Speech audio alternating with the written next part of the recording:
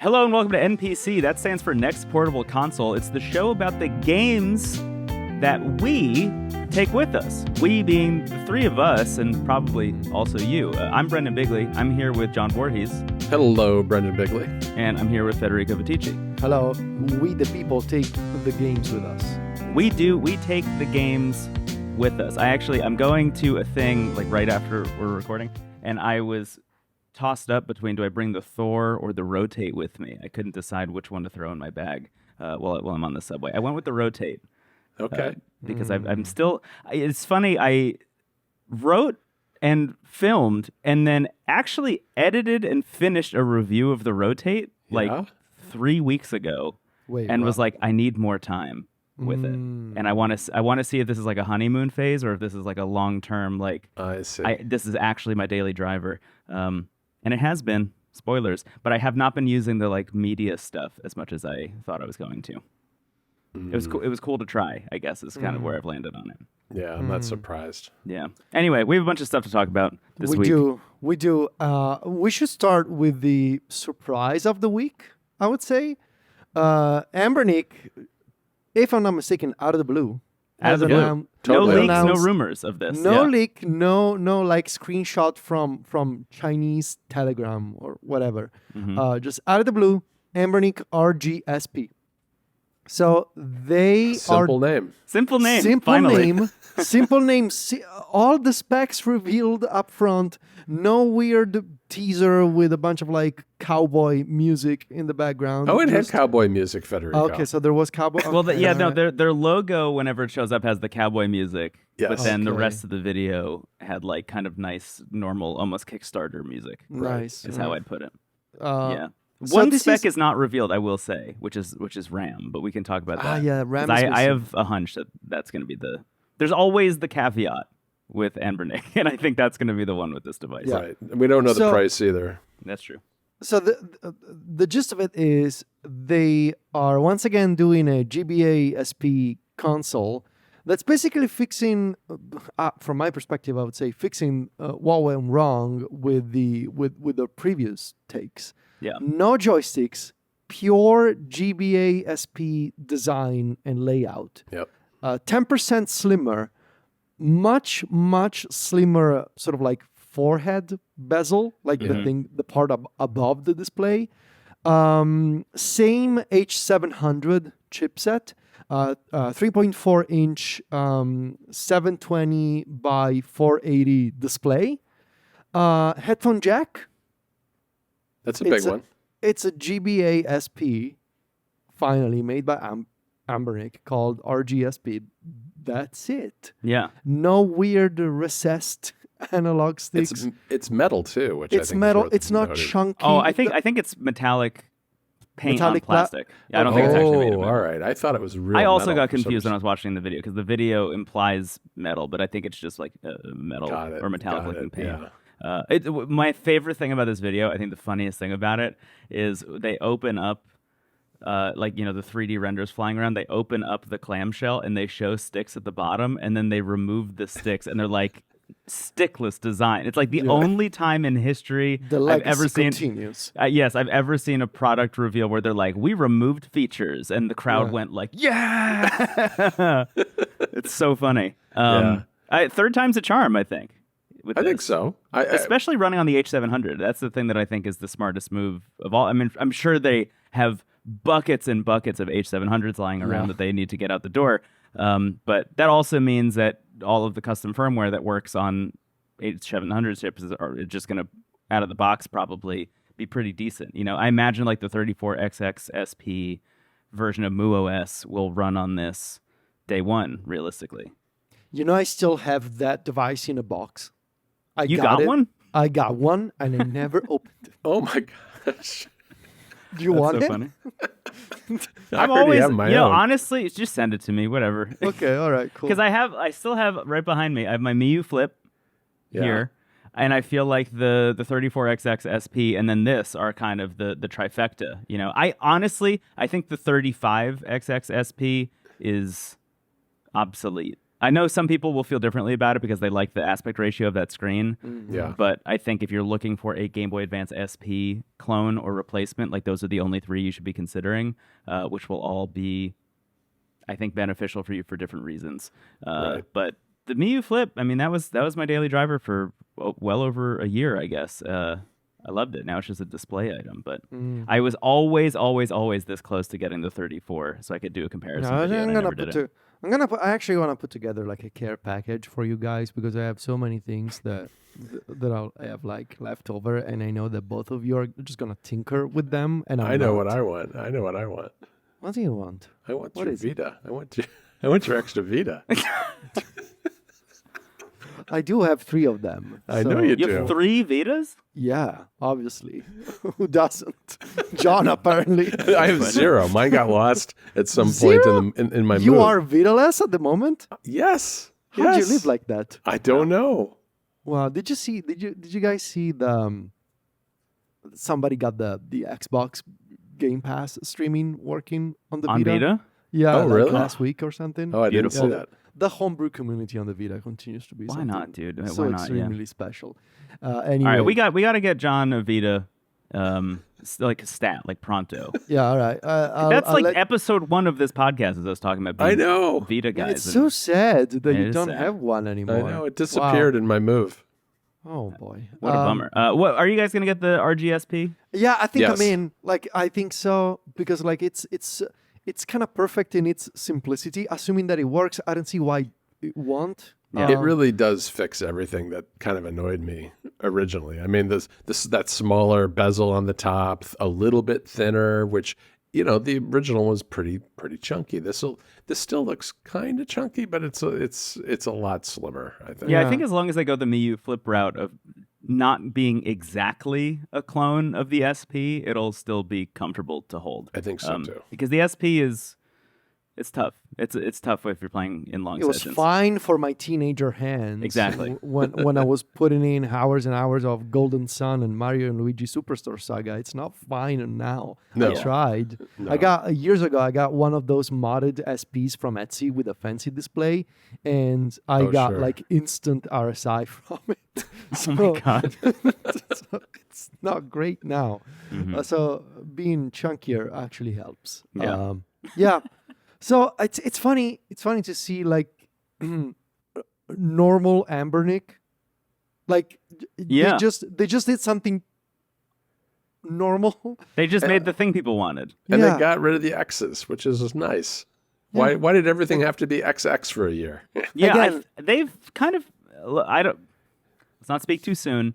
Yeah. But if we're looking at the trend of the past couple devices, like they're kind of figuring it out. Like they're becoming like a more normal company. Unlike John, our friends Oh my at god. AYANEO. Can you give us an update, please? Well, they did a third restock of the Pocket Micro 2. Okay. It lasted a little bit longer this time, but once again, Okay. it is sold out. And I think this is it forever. And all of them were priced at over $300. So that's what you need to know. Yeah. Yeah. Still no. That's all I got to say. I mean, the whole way this worked out over time was bizarre to me. I mean, I think the reason in part that we got this second and third installment of pre-orders, because these are still considered pre-orders. They're not shipping this thing supposedly until October. So, October, we've got months to go. And I think the outrage on the internet is what caused them to release more of them. I don't know where they found these after they initially only had 110 for the entire world outside of China. But they found a few in the cushion seats and they sold them. Well, okay. I won't be buying one. Nope, me either. Nope. Well, you can't now, I don't think anyway. So. That's true. That's also true. That's a great point. Can we talk? Can we just talk? Can we skip the Nova? Yes. I want to talk about the Nova. I was gonna say that. I was gonna say I'll tell you what I did buy, Yeah. Okay. which is a Retroid Pocket Nova. Oh. So this is funny. Until a few days ago, I didn't pay attention to this. Mm. I was like, yeah. So here's my thing. I've always wanted to find a Retroid console that I would fall in love with. I think if you trace back to the beginning of this show, I think I can mostly describe myself as an AN person more than a Retroid person. Yeah. I've always been. I'm fascinated by these two companies. I think they're the two most interesting ones. Well, them and Anbernic, obviously. But I think over the years I've always been falling more on the AN side of the competition, and but I've always wanted to have something from Retroid that would speak to me and that I would use in regular rotation. And when I saw the first teasers of the Nova, I was like, yeah, fine, another Retroid. I don't really need it. I'm good with my Odin 3.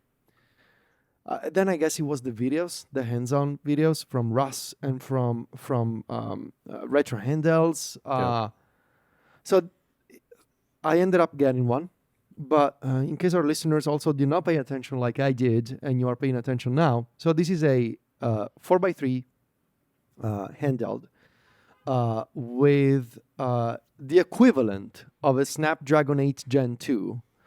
It doesn't have the cellular parts, so it's that Adreno or the camera 7 parts. or the camera. So it's that Adreno 740 GPU, specifically tuned for gaming. Running Android 13, so not the most recent version of Android, but it's fine. And you can choose between 8 gigs of RAM or 12 gigs of RAM. But the most important part, it's got an AMOLED display with 120 hertz refresh rate. And That's a good display. it's a good display.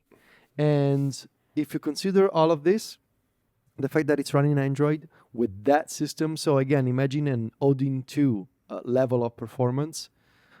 On an OLED display native 4x3, it's basically, on paper, the perfect machine for PS2, GameCube emulation, Dreamcast emulation, all kinds of things that run natively on 4x3. And obviously, watching the video preview from Russ Retro Game Core, he sold me on it. Like the shape, the comfort, the screen, the sound of the buttons, the D-pad, the placement of the sticks, like everything about it. The colors, I fell in love with it remotely over YouTube, and I was like, and I honestly think this will be the Retroid console for me. Something that is specific to emulation. I'm still using my Odin 3 just for essentially game native at this point. And streaming, but this will just be for emulation. And I think it was the finally having a good, a great performance on Android, like with that chipset, and 4x3 OLED is what sold me on it. What color did you get?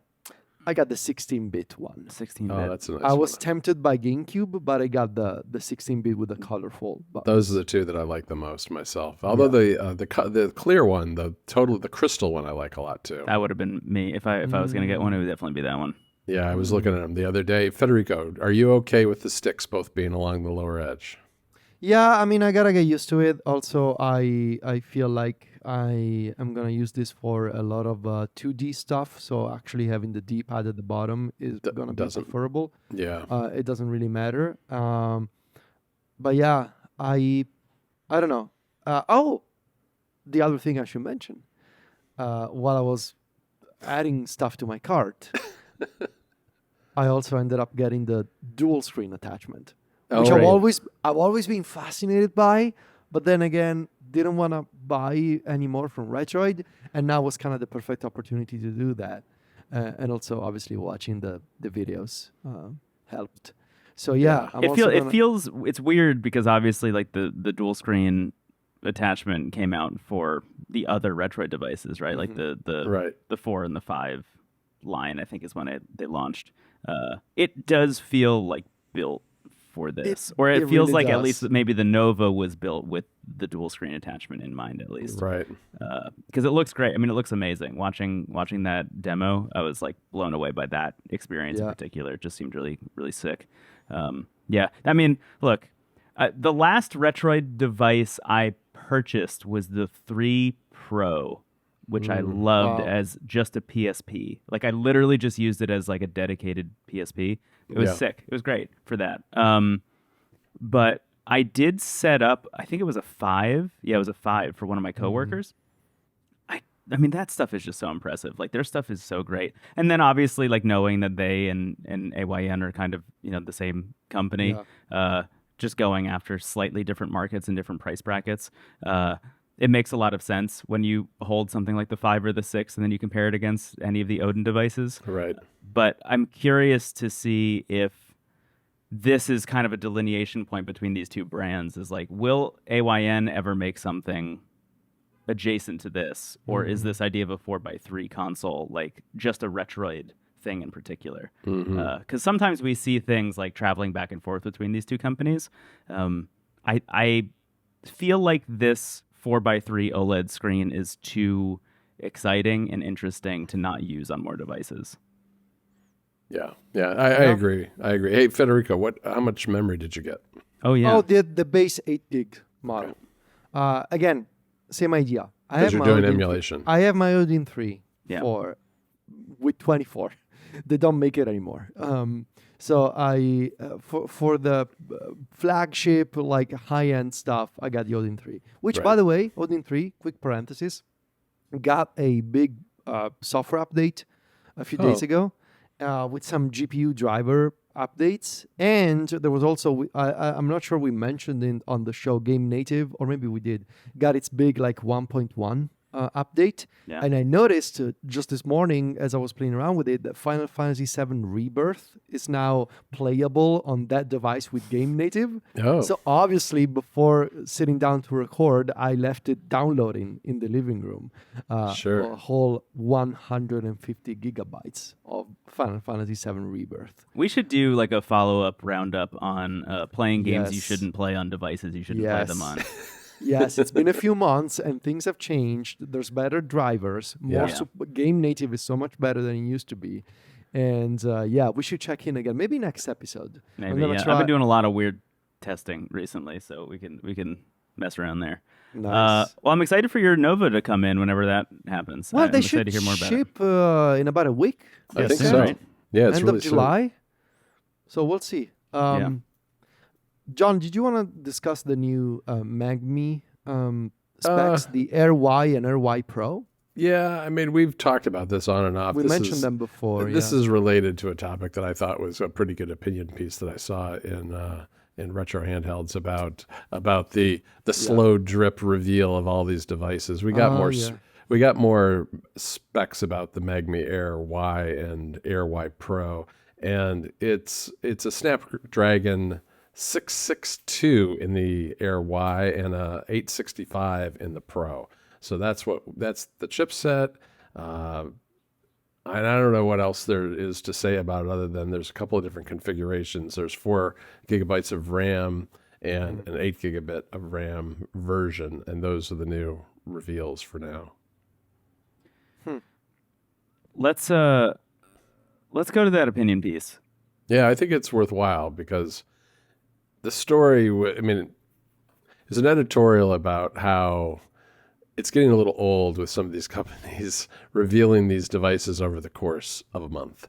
And probably the biggest offender of this is AYANEO with, and we talked about their advance that's got yet another little tease of another image this morning as we record this. And, it's one of those things where you'll get the image one week, the next week you might get the battery size, the third week you'll get the chipset, and of course at the very, very end you'll get the price.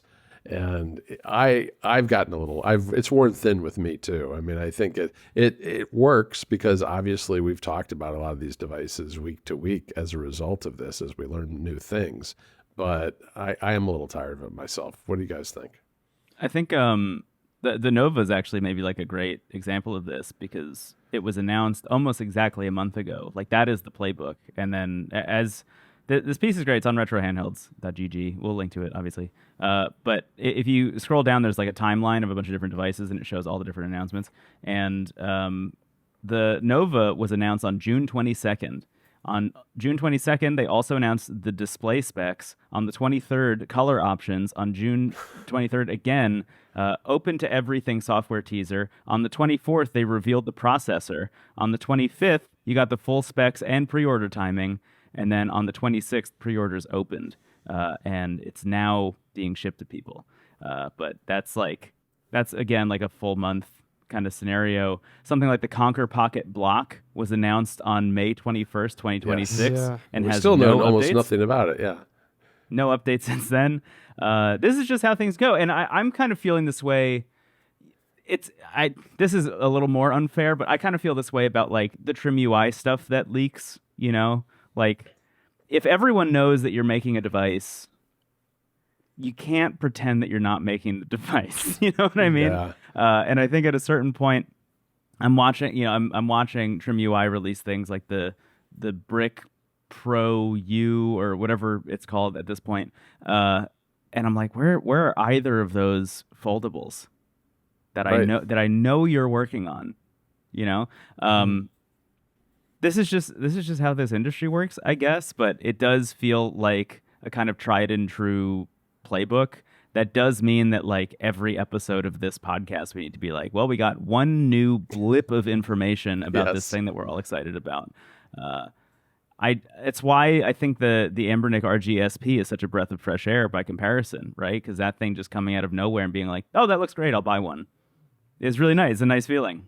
Yeah, it's like it's almost similar to binge watching a TV show versus having to watch it weekly. Except handheld reveals are not nearly as interesting as a weekly TV show. Right, so exactly. Like, just I personally, I mean, I kind of understand like you want to build a hype around it and get people talking and speculate. I think at some point it just becomes exhausting, especially if everybody's doing it. Which is why it's refreshing to see just Anbernic say, well, here it is. You know, just a couple of missing details, but they will be out in due time. This is it. Yeah. I kind of would like to see more of that. Like, and honestly, like, I think AYANEO is the worst offender here. Like, multiple long, drawn-out announcements for a GBA. Okay, all right, cool. Like, months and months for something. This is not like the trailer for the next Christopher Nolan movie. Like, it's a GBA that you're making. Okay, sure. Yeah, that's one of those things where I also like the first Odyssey trailer came out last summer. Wow. Yes. That's too long also. Just to be clear. I'm excited about that movie. I don't need a full year of being like, okay, you showed me pieces of the movie already. Yeah. Where's the rest of it? I thought it was funny that I saw some people on social media complain about spoilers. And I'm like, buddy, it's a 2,000-year-old story. That's very funny. That's right. Well, this story's we don't been have to there get for a into while. this discourse, but that's also how I feel about the historical accuracy stuff. I'm like, dude, there's a Cyclops in it, man. Yeah. and a witch. Oh, it's not historically accurate. No. It's ridiculous. There are gods and monsters, dog. Like, I don't know what to tell you. Yeah. Anyway, we're talking about Cocoon 3 on NPC XL, right? We are. Okay, all right. You can find that episode of NPC on our Patreon for just $5 a month. Mm-hmm. It's basically the same three people, which would be us. Basically the same. Basically the same. Sometimes Brendon gets up and grabs something from behind. I don't know what. I'm gonna turn away from the camera for the entire XL just to switch it up a little bit. He can do that. He's allowed. But otherwise, it's another episode of NPC with a whole extra topic or topics, plural, depending on our mood and vibe. But that's the idea. $5 a month, you get another episode. Very simple. Unlike other companies with very complicated pricing schemas and announcements, this is just $5 episode. Hey, and we only tell you like 2 minutes before we end the show what's going to be in Excel. We tell you right before. We announce it and it's out, baby. Yeah. Not a month before. So anyway, John, where can people find us on the social media of it all? Oh, the social media of it all. They can just search for our names, but they can also go to some really fancy websites like wavelengths.online and overworld.vg to see what Brendon's doing, and macstories.net to see what Federico and I are doing. And that's it for this week, guys. I'll talk to you next week. Bye, guys. Bye-bye.